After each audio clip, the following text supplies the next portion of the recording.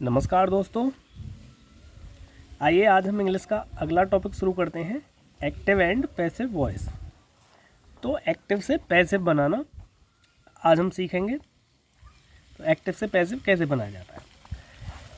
तो अभी तक जो हमने टेंस पढ़े थे, पिछले वीडियो में जितने भी हमने टेंस पढ़ाए हैं, सेंटेंस पढ़ाए हैं, वो सब हमारे एक्टिव वॉइस के टेंस थे।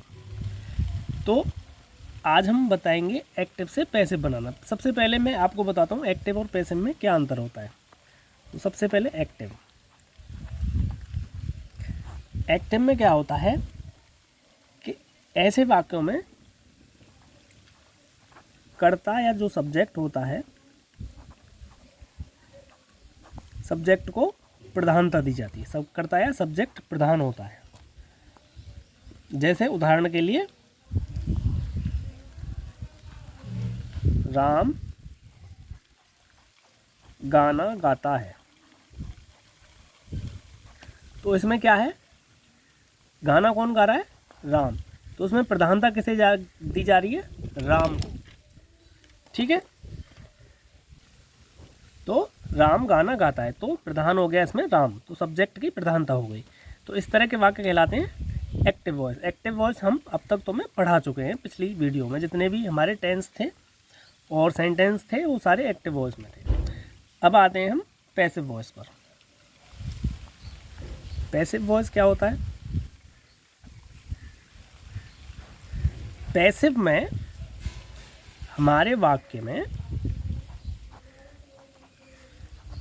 कर्म या ऑब्जेक्ट को प्रधानता दी जाती है। जो हमारा पैसिव वाक्य बनेगा उसमें हमारा जो ऑब्जेक्ट होगा उसे प्रधानता दी जाएगी। अब ऊपर वाले सेंटेंस को देखें, राम गाना गाता है। इसमें क्या था? राम गाना गा रहा था तो राम को प्रधानता थी। इसको हम राम से बनाएंगे। अब लेकिन इसको हम पैसिव में चेंज करें तो ये कैसे हो जाएगा? गाना राम के द्वारा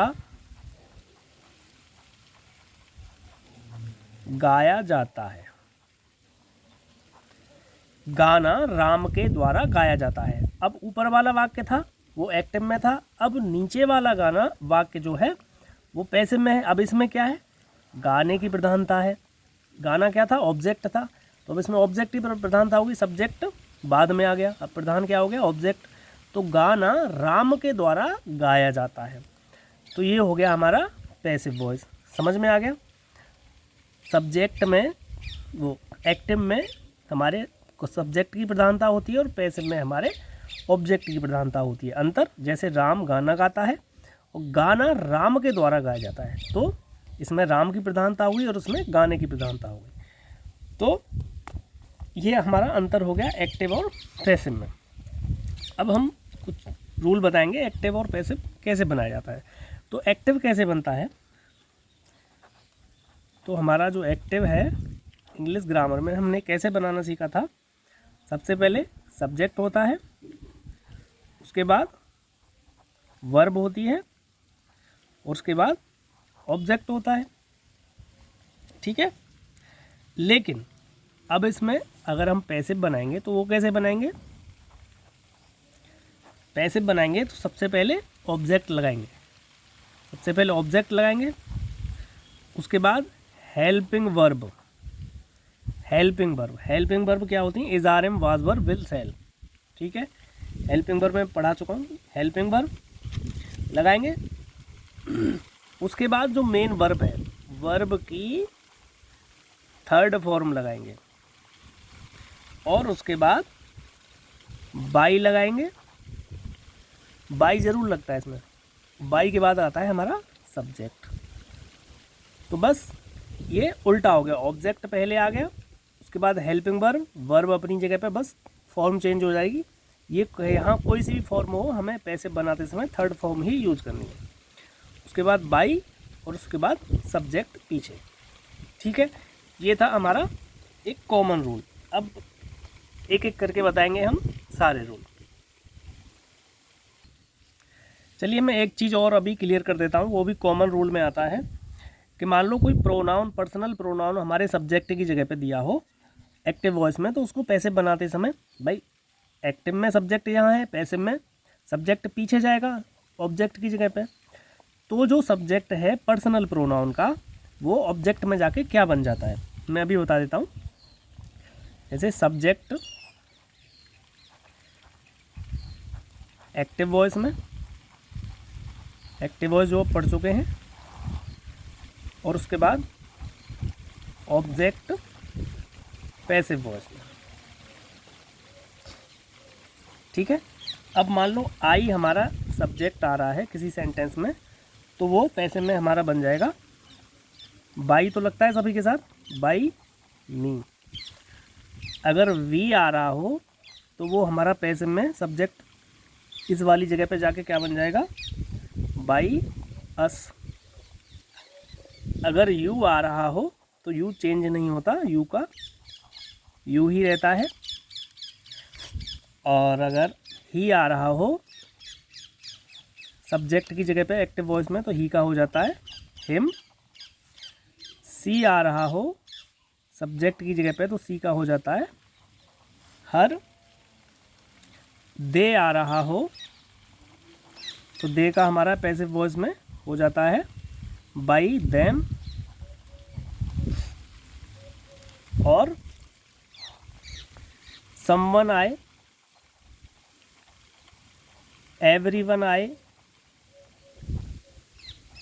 समवन, एवरीवन और एनीवन आए,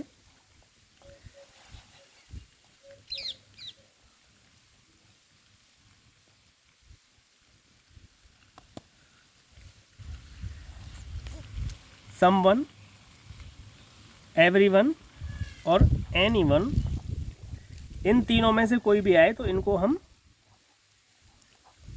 हटा देते हैं, ठीक है। इन तीनों को हम सब्जेक्ट एक्टिव वॉइस में, ये तीनों सब्जेक्ट की जगह पर आए तो पैसिव बनाते समय इन तीनों को हम हटा देते हैं, इसमें ऑब्जेक्ट की जगह पर इनको यूज़ नहीं करते। तो ये भी एक कॉमन नियम था। चलिए अब चलते हैं एक एक करके। सबसे पहले हमारा प्रेजेंट इंडेफिनिट।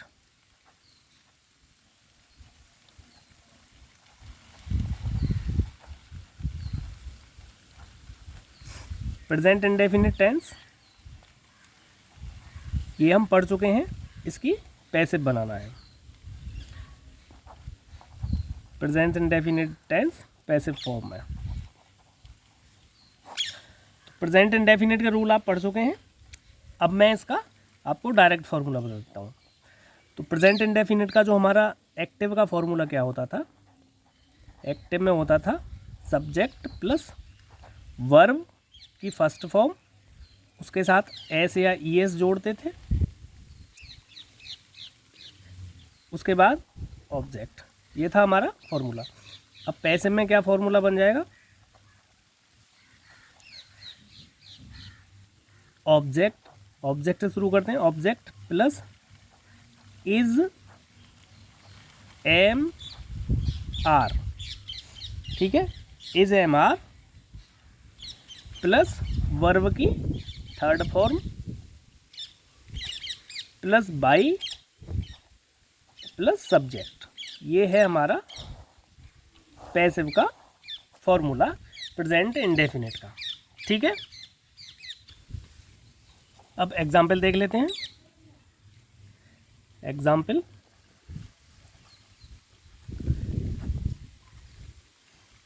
मैं एक पत्र लिखता हूँ।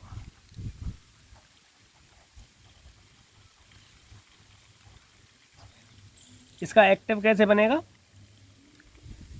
इसका एक्टिव रूल्स हम मैं बता चुका हूँ पहले ही। तो इसका एक्टिव बनेगा आई राइट ए लेटर।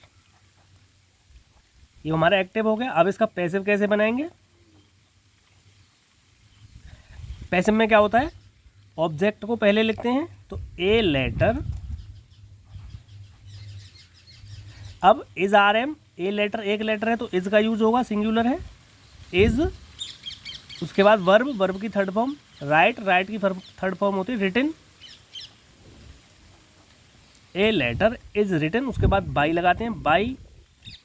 अच्छा, आई एक्टिव में, आई ऊपर बताया है एक्टिव में आई जब सब्जेक्ट की जगह पर आता है तो उसको ऑब्जेक्ट की जगह पर मी कर देते हैं, तो बाई मी। समझ में आ गया? ठीक है, एक और एग्जांपल लेते हैं।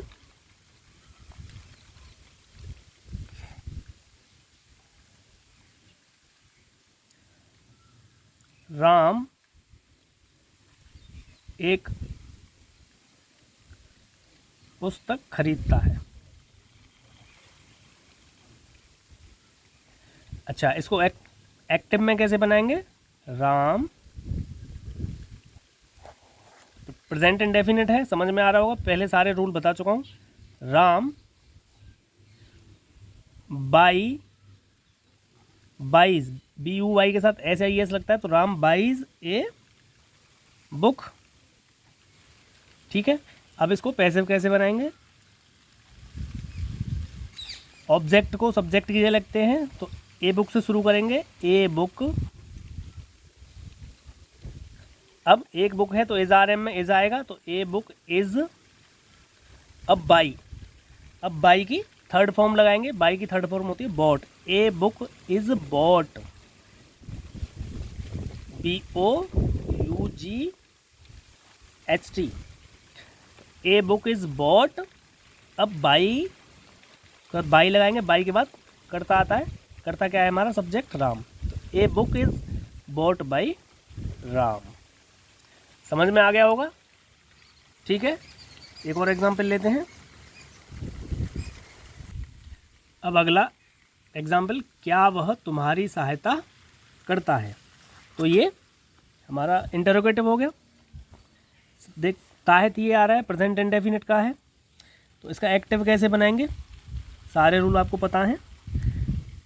डज, डू या डज का प्रयोग करते हैं जब क्या पहले आता है, तो सिंगुलर के लिए डज, प्लूरल के लिए डू, तो डज, उसके बाद करता ही,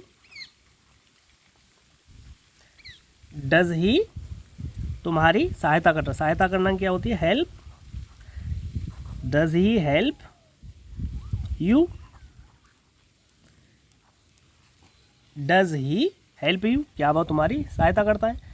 ये तो था हमारा एक्टिव। अब इसका पैसिव कैसे बनाएंगे? अब क्या पहले आ रहा है, तो हमारी इसमें हेल्पिंग वर्ब को पहले लिखते हैं। जो हमारा इज आर एम आ रहा था उसको हम पहले लिखेंगे, तो इज आर एम। अब इज आर एम क्या आएगा? अब इसमें जो हेल्पिंग वर्ब लगती है ऑब्जेक्ट के अनुसार लगती है, क्योंकि हम इसको ऑब्जेक्ट से शुरू करते हैं। भाई ये ऑब्जेक्ट प्रधान होता है, कर्म प्रधान होता है, कर्ता प्रधान नहीं होता। क्या आएगा? यू के अनुसार आएगा इसमें हेल्पिंग वर्ब, तो आर, हेल्पिंग वर्ब पहले आ जाएगी क्योंकि क्या पहले आ रहा है? Are you. ठीक है, अगर क्या नहीं होता वह तुम्हारी सहायता करता है, तो ये सिंपल बनता है ही हेल्प्स यू। तो अब क्या लग गया? तो बस डज पहले लग गया, तो इसी तरह से इसमें यू आ रहा था, बस ये आर को उठा के पहले लिख दिया है, तो आर यू। उसके बाद वर्ब की थर्ड फॉर्म हेल्प, हेल्प की थर्ड फॉर्म होती है हेल्प्ड, आर यू हेल्प्ड। उसके बाद बाई, उसके बाद सब्जेक्ट, सब्जेक्ट क्या? ही, तो बाई ही का हो जाता है ऑब्जेक्ट की जगह पे जाके हिम, तो are you helped by him. समझ में आ गया? डज ही हेल्प यू और are you helped by him, क्या वह तुम्हारी सहायता करता है, इसका पैसिव। समझ में आ गया? चलिए एक और एग्जांपल लेते हैं।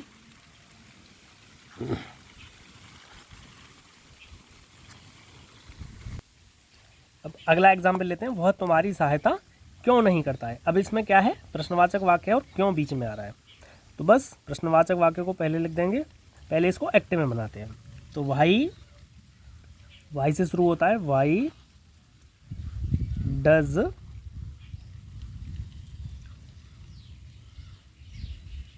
ही not help you, why does he not help you, वह तुम्हारी सहायता क्यों नहीं करता है। अब इसको पैसिव बनाएंगे, पैसिव कैसे बनाएंगे, तो प्रश्नवाचक चिन्ह आ रहा है तो सबसे पहले वाई तो आ ही जाएगा, इसमें कोई डाउट नहीं है। उसके बाद is am are, is am are में अब देखेंगे ऑब्जेक्ट क्या है यू, तो उसके हिसाब से हमारी इज एम आर आएगी। तो वाई आर यू नॉट, ठीक है, वाई आर यू नॉट। उसके बाद क्रिया की third form help, helped, third form helped by, he का अब सब्जेक्ट को ऑब्जेक्ट ही है by him, why are you not helped by him. ठीक है, समझ में आ गया भाई। ये हमारा था एक्टिव में और ये हो गया हमारा पैसिव में। ठीक है,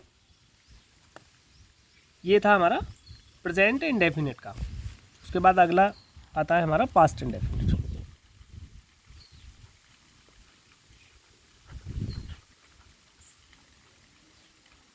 पास्ट इंडेफिनिट की पैसिव हम कैसे बनाएंगे, तो उसका डायरेक्ट फॉर्मूला बता देता हूँ।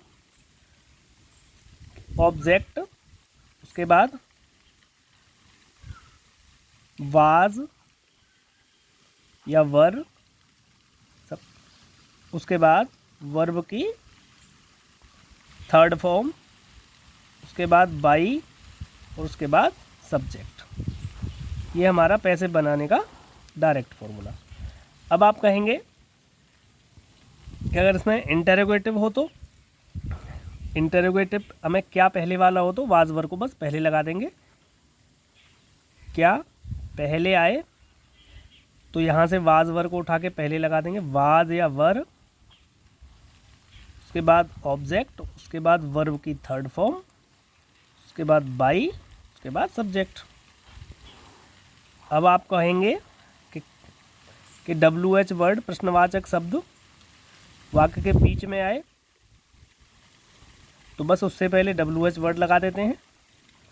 प्रश्नवाचक शब्द जो भी होता है उसके बाद सेम ऊपर वाला पैटर्न, वाज वर, उसके बाद ऑब्जेक्ट, उसके बाद वर्ब की थर्ड फॉर्म, उसके बाद बाई, उसके बाद सब्जेक्ट। ठीक है, ऊपर वाले में मैंने बताया नहीं है, शायद आपकी समझ में आ गए हो, ना आ गए हो तो ये फॉर्मूले में ऊपर वाले के लिए लिख देता हूँ। चलिए लिख ही देता हूँ। इसमें क्या जब बीच में आता है तो उसके लिए हमारा फॉर्मूला काम करता है, WH वर्ड पहले लगाते हैं, उसके बाद इज एम आर, उसके बाद वर्ब की उसके बाद ऑब्जेक्ट, फिर वर्ब की थर्ड फॉर्म, फिर बाई, फिर सब्जेक्ट। ठीक है, चलिए अब पास्ट इंडेफिनिट के एग्जाम्पल देख लेते हैं।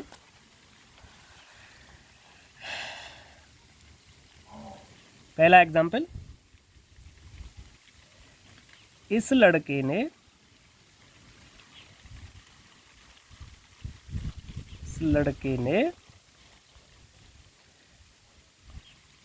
एक पत्र लिखा था। ठीक है, सिंपल पास्ट है, पास्ट इंडेफिनिट का टेंस है। तो कैसे बनेगा, इस लड़के ने एक पत्र लिखा था। अब इसको एक्टिव में कैसे बनाएंगे, दिस बॉय, सब्जेक्ट से बनता है एक्टिव हमेशा, दिस बॉय। अब वर्ब की सेकंड फॉर्म लगती है, रोट ए लेटर। सिंपल है। अब इसको पैसिव कैसे बनाएंगे, पैसिव अब ए लेटर से शुरू होगा, ऑब्जेक्ट से शुरू करते हैं तो ए लेटर। अब लेटर के साथ क्या आएगा, वाज या वर, तो वाज। अब वर्ब की थर्ड फॉर्म, ये सेकंड फॉर्म थी, राइट की थर्ड फॉर्म होती रिटन, तो a letter was written by this boy. ठीक है, समझ में आ गया होगा, सिंपल है। एक और एग्जांपल लेते हैं। क्या तुमने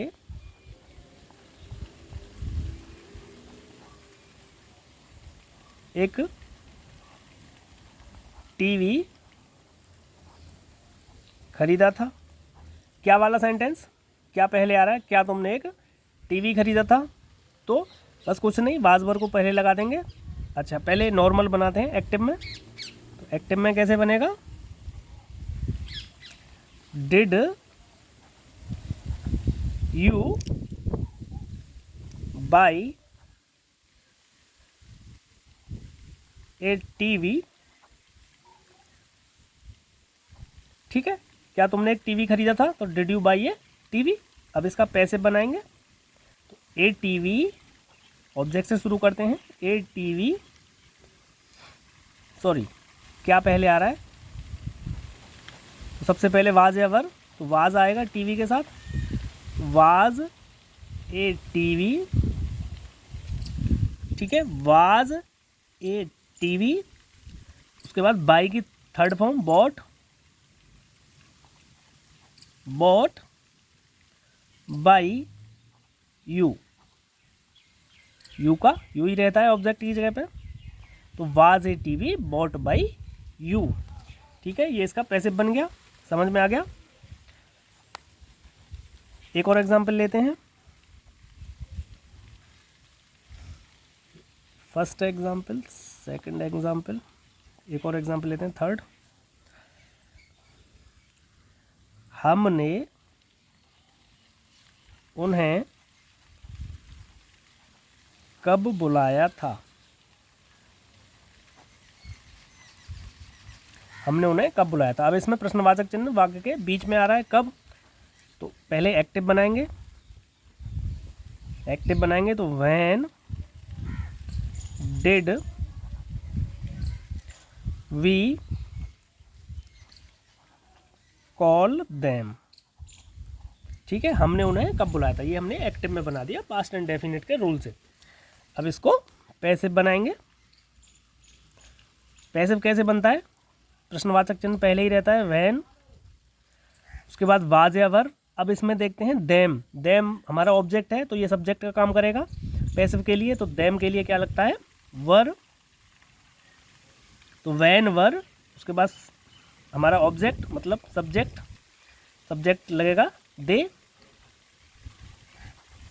व्हेन वर दे, उसके बाद कॉल, वर्ब की third form called, called by, अब वी का हो जाएगा बाई के बाद us, when were they called by us, ठीक है, तो ये था हमारा पास्ट इंडेफिनिट का पैसिव बनाना। अब चलते हैं अगले टेंस की ओर। इसके बाद अगला टेंस आता है हमारा फ्यूचर इंडेफिनिट। फ्यूचर इंडेफिनिट की हम पैसिव कैसे बनाएंगे, तो पैसिव बनाने के डायरेक्ट फॉर्मूले बता देता हूँ मैं। एक्टिव के फॉर्मूले मैं पहले ही बता चुका हूँ, एक्टिव बनाने के रूल, अब पैसिव के बना देता हूँ। तो एफर्मेटिव का ऑब्जेक्ट, उसके बाद विल बी या सेल बी, ऑब्जेक्ट, उसके बाद विल बी या सेल बी, उसके बाद वर्ब जो भी होती है उसकी थर्ड फॉर्म, उसके बाद बाई, और उसके बाद सब्जेक्ट, ठीक है। अगर नॉट दिया हो तो विल और सेल के बाद नॉट लग जाता है, ये तो आप जानते ही हैं, सेम रूल। और अगर क्या पहले दिया हो, क्या पहले दिया हो तो बस विल और सेल को उठा के पहले रख देते हैं, बाकी कोई चेंज नहीं होता।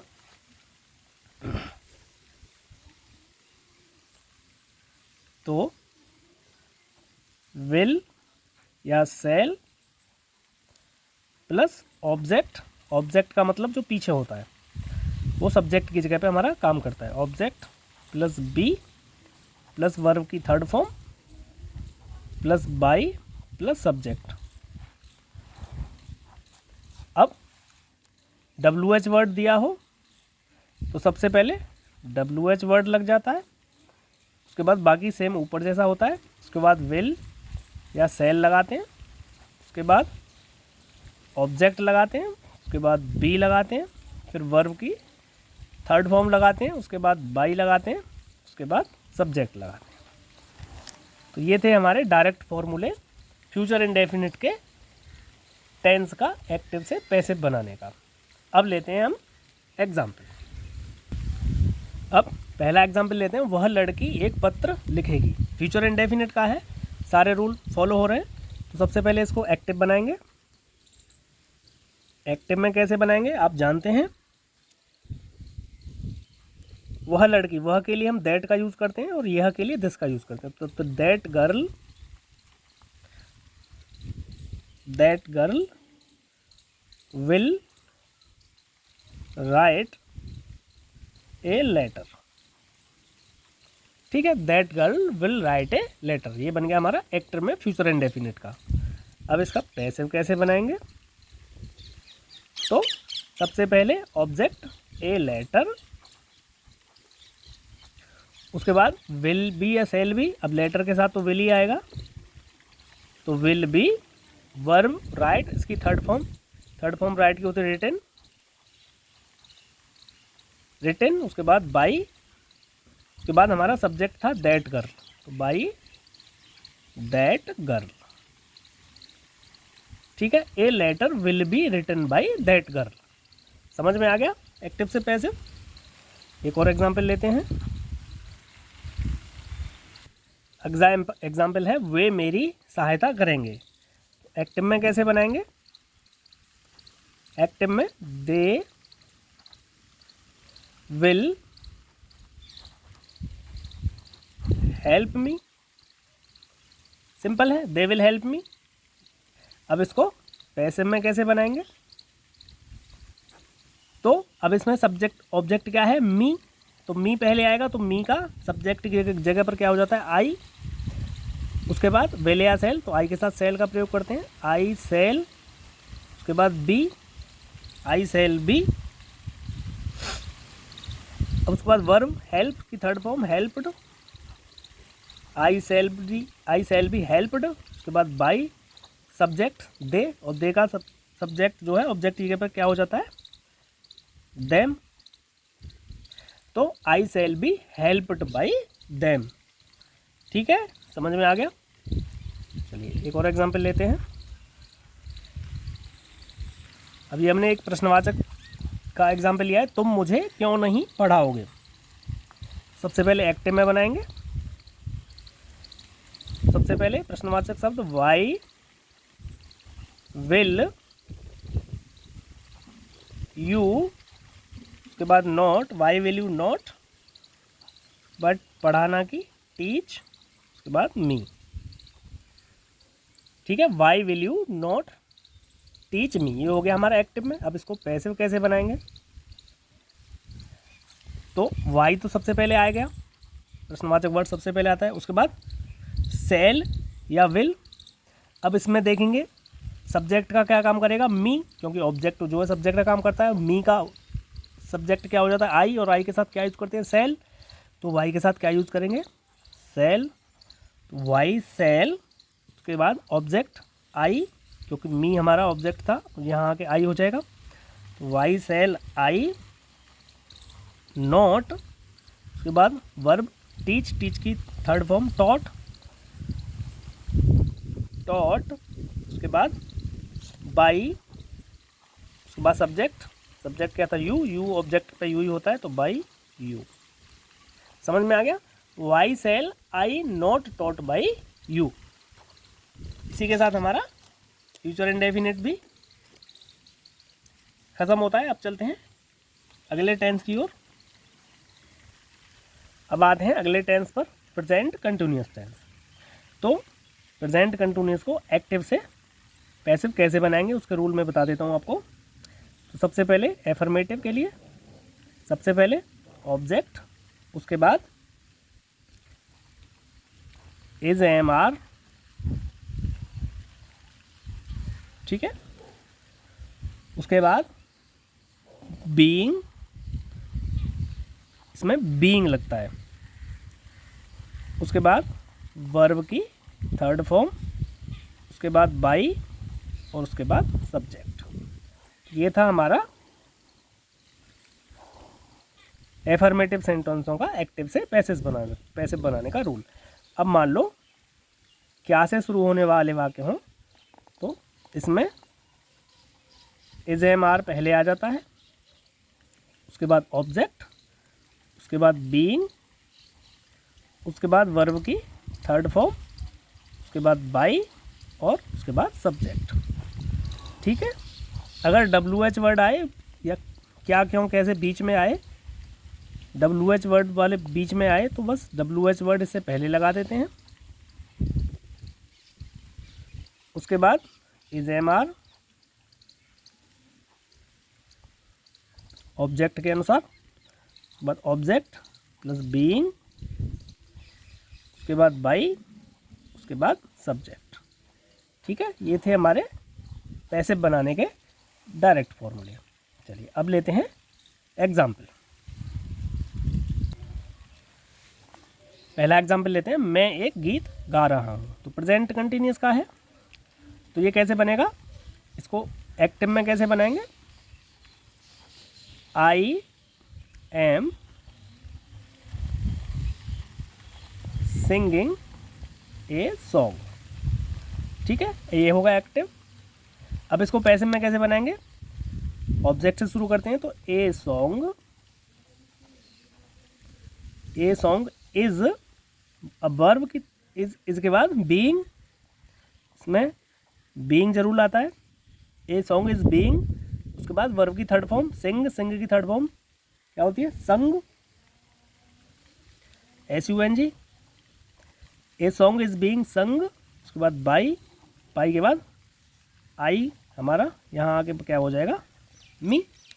तो a song is being sung by me. एक और एग्जाम्पल लेते हैं।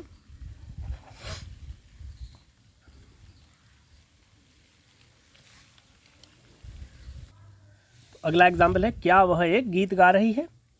सबसे पहले एक्टिव में बनाएंगे। तो एक्टिव में कैसे बनेगा, is she singing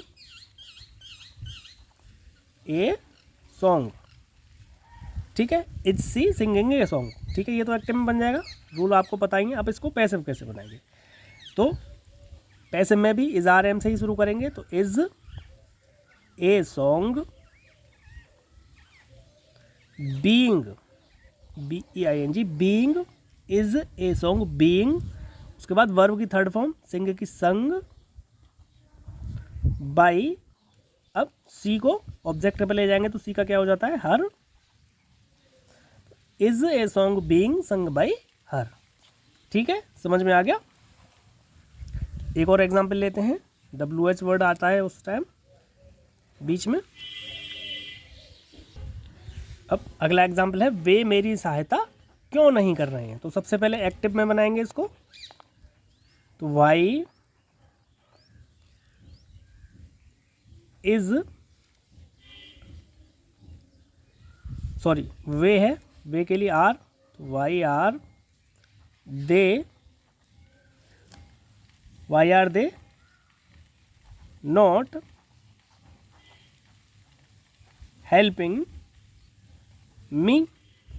Y are they not helping me, ये तो एक्टिव में बन गया। आप इसको पैसिव कैसे बनाएंगे, तो सबसे पहले वाई, उसके बाद इज एम आर। अब इसमें ऑब्जेक्ट क्या है, मी का मतलब होता है आई, तो इसके लिए क्या लगेगा, वाई एम, एम आएगा तो वाई एम, उसके बाद सब्जेक्ट आई नॉट, उसके बाद बीइंग,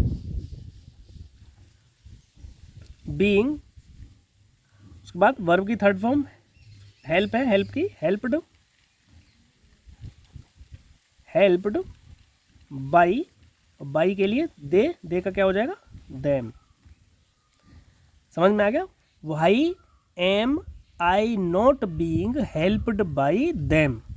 ठीक है, फॉर्मूला ऊपर लिखा हुआ है, एग्जैक्ट बिल्कुल फॉर्मूले की तरह रख दो तो एक्टिव से सीधा पैसिव बन जाएगा। समझ में आ गया। अब यही हमारा ख़त्म होता है प्रेजेंट कंटिन्यूअस। अब चलेंगे अगले टेंस की ओर।